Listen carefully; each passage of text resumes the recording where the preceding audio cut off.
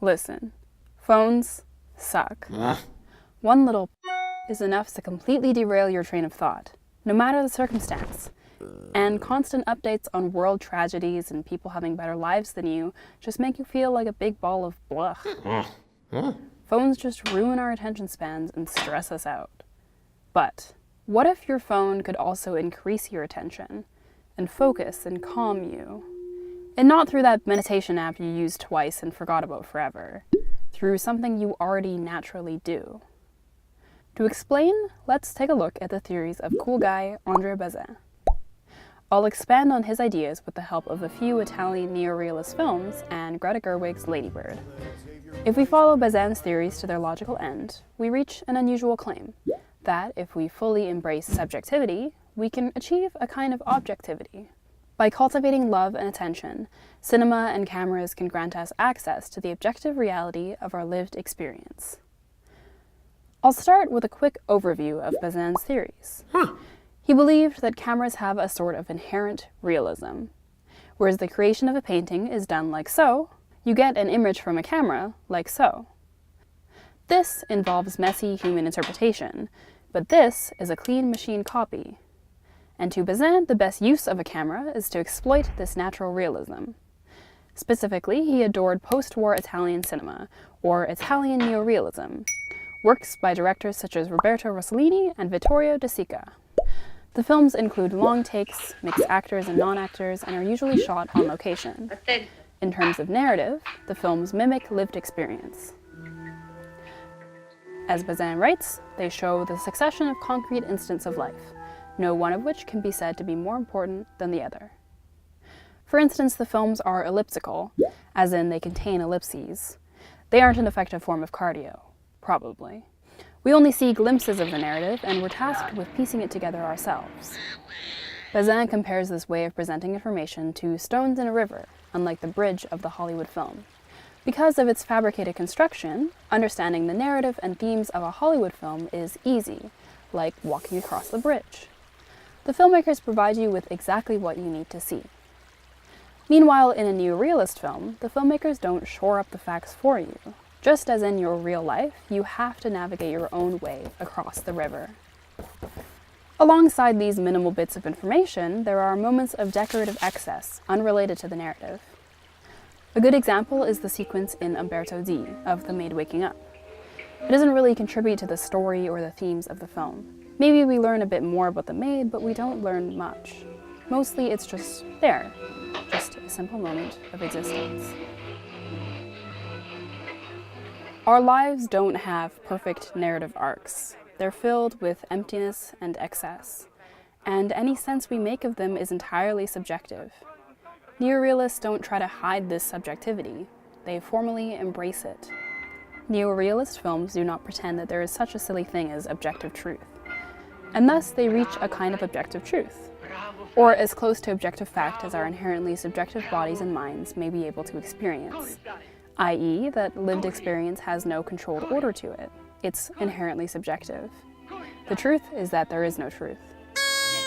Motivating the style that reveals this truth is ultimate subjectivity, the filmmaker's love. What is love? The director's unique appreciation for other people and their surroundings results not only in more real narrative structure, but also in more real characters. We are invited to empathize with everyone on screen, even the antagonists. For instance, Bazin writes that when we meet Bruno's bike thief, we are forced to swallow our hatred the moment it is born. A possible explanation for this widespread empathy is the general social awareness that these films cultivate. Instead of blaming injustice on individual people, we're asked to recognize the institutional structures that force people to do what they do. We are encouraged not to scrutinize, but to empathize.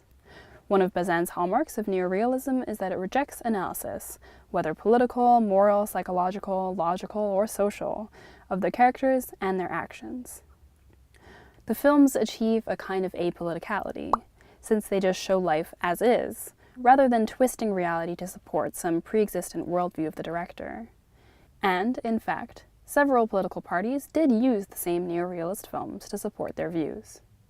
These objectively presented narratives, which are infused with a love for reality rather than for politics, allow the audience a temporary escape from the worries and stress of being pulled this way and that by warring political factions. This relief would have been much needed in the politically turbulent post-war Italy, which was marked by catastrophic wars, economic crises, mass displacement, and nuclear fears. Sound familiar? Well, Bazin's theories are built to travel across contexts. Love is not unique to neorealist directors, they just have a lot of it.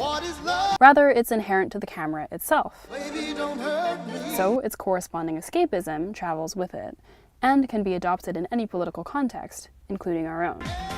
Bazin writes that the camera is able to strip its object of all those ways of seeing it, those piled up preconceptions, that spiritual dust and grime with which my eyes have covered it, and presents it in all its virginal purity to my attention and consequently to my love. It encourages us to notice small details, to direct our attention away from our own concerns and worries to the truth and beauty of objects and of characters.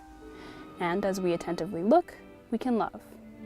Each shot in a film says to the audience, look here, and in so doing, it asks the audience, appreciate this, love this. Cinema is, for Bazin, in essence, the direction of love. The recent film, Lady Bird, directed by Greta Gerwig, invokes this sense of Bazinian love.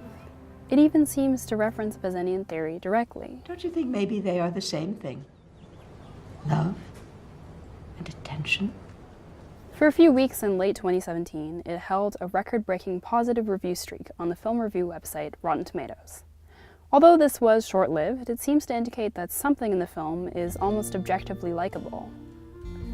Like Bazin with Jessica, reviewers noted Gerwig's warmth, saying that the film has an acute but affectionate specificity, and that none of the characters are caricatures, and nobody is treated with cruelty or contempt. Her two failed boyfriends are sympathetic in their own ways. The first who strung her along did so not out of spite or cruelty, but as a closeted gay teenager in a Catholic school. I won't tell. It's okay. The second is more eminently hateable, as an aloof cool boy who flat out lies to her. I haven't had sex yet with another person. No, Really? Yes. You said you were a virgin. I didn't, because I'm not. And I haven't lied in 2 years. Oh, Jesus. But we're encouraged to recognize his coolness as the awkward growing pains of a 16-year-old boy coping with his father's terminal illness. What exactly allows Gerwig to, like Jessica, create such empathetic characters and such a lovable world seems to be her intimate familiarity with the subject. In the tub. It's true that Lady Bird takes place a decade after the fact, while Jessica had a documentary-like process creating films about post-war Italy in post-war Italy. So they're not exactly the same, but Gerwig still mirrors Jessica's dutiful attention to his own surroundings as she pays early 2000 Sacramento her full attention and love, just like Lady Bird or Christine learns to do herself. The film is rich in its specificity, and through this deep specificity, it reaches a level of universality. As one reviewer noted, it can resonate personally with a range of critics and viewers, far broader than the white, lower-middle-class Californian realm that it depicts. Just like the neorealists, Gerwig has achieved a kind of apoliticality, objectivity through subjectivity, through the focused love of the director and the camera. And thus, it also provides a kind of escapism. As we watch, we can immerse ourselves in the concrete facts of the experience of adolescence. And in so doing, we can find refuge from the stress of politics, both within the film and within our own lives. Hold on. How does this all relate to phones? Well, if attention is a form of love, and if the medium of film can invoke this love from as far separated contexts as 1950s Italy and contemporary America, perhaps anyone with a camera can harness this love. And perhaps people already do. With access to a camera phone, the general public can explore Bazin's theories that cameras strip objects of spiritual grime, and they can cultivate the consequent love for the objects and experiences around them. Videos like this are common on Instagram, short snippets capturing some small piece of reality. In the creation of these videos, the short-term filmmakers direct all their attention to the detail of some moment. And they seem to reach the same calm, realist objectivity of the neorealist film. With the camera, they capture small facts of reality which they, and the viewers of the clip, can grasp. Instagram itself encourages this. Videos are meant to be short, and so their subjects must be focused, simple moments, which we're then asked to literally love. Like the neorealists, platforms like Instagram and Snapchat don't try to hide our fundamentally subjective experience, but embrace it, encouraging us to express it. It might be interesting to note that a lot of these come from cars, and sitting in a car, being immobile but watching movement go past you. This seems to echo the experience of watching a film, immobile but watching movement. Anyways, with these moments of objectivity, there comes a kind of peaceful apoliticality, an escape from stress. In giving your attention and love to the objective facts of some small movement in the world around you, the noise of the rest of the world fades away, if only for a moment. Our context is not the same as Bazin's, but his theories are still highly relevant. We aren't recovering from a world war like the neorealists were, but we are under ever-present stress of the 24-hour social media news cycle, and life will always be hard. Under stress, we reach for ways to cope, and a naturally available coping mechanism is that of the heightened immediate realism of a camera. With it, we can live temporarily in a sort of objective immediacy. We can simply love the beauty and truth of finding a lost dog, or of a mother's constantly observant and attentive love. You ready to go home?